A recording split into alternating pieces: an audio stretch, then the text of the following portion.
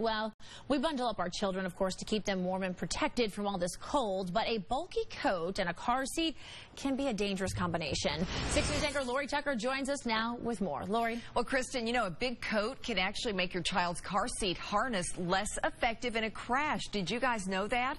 Rest assured, though, you can still keep your child warm and safe while traveling. Here to offer some tips for us is Susan Cook, Injury Prevention Coordinator at Children's Hospital. And this looks like a precious real baby, but we want to tell you it's just a little demo. It is a demo. Thank you for being with us. Why are some big coats not safe? When you look at the coats with our harness system, what you're looking for is to be able to have it where you can't pinch here. So we're good and correct on this one.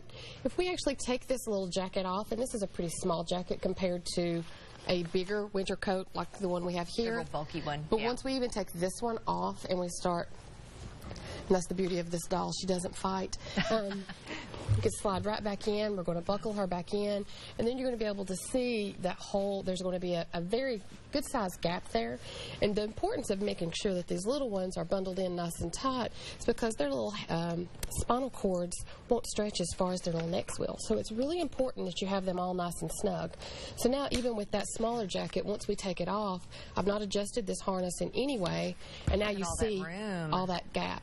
So that's why we really tell parents to go ahead, snug them in, snug it in where you can't pinch here, and then you can take the little jacket and put it on them either backwards, or go ahead and use that little blanket and just tuck them all in nice and neat. But that way, really important to make sure that harness is up close to them. Okay, very good, because that jacket's not going to protect them. That jacket's not going to protect them, and what it's going to allow is so much more room before that harness holds them in, which that's its job. Now, difference between infants and toddlers when we check this. Even when you're checking with infant, toddler, or even a child in a booster seat, you want to make sure that that seatbelt, even as adults, we want that seatbelt nice and close. Because when you start having all that excess, once it catches, now you're going to have some excess in the seatbelt. So you can have a huge amount of movement, whether it's infant all the way up to an adult. So you want to make sure that seatbelt's nice and close to you. This is so good, because I know so many parents, we want to do the right thing and keep our kids warm, especially right now. Yes.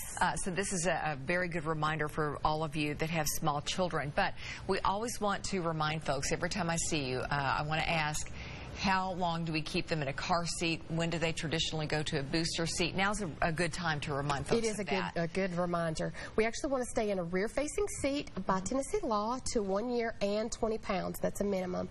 Actually, the American Academy of Pediatrics says keep them 2 years, or upper weight limit of the seat, which is about 40 pounds.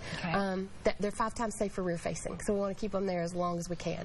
Forward-facing in a 5-point harness till 4 years, 40 pounds, then in a booster seat till they're 9 years old, or 4 feet 9, and then into this adult seatbelt. Very good. All right, Susan, we're going to have her wrap it up now. We'll send it back to Kristen. Thank you so much, everyone. Email me with your questions. Kristen?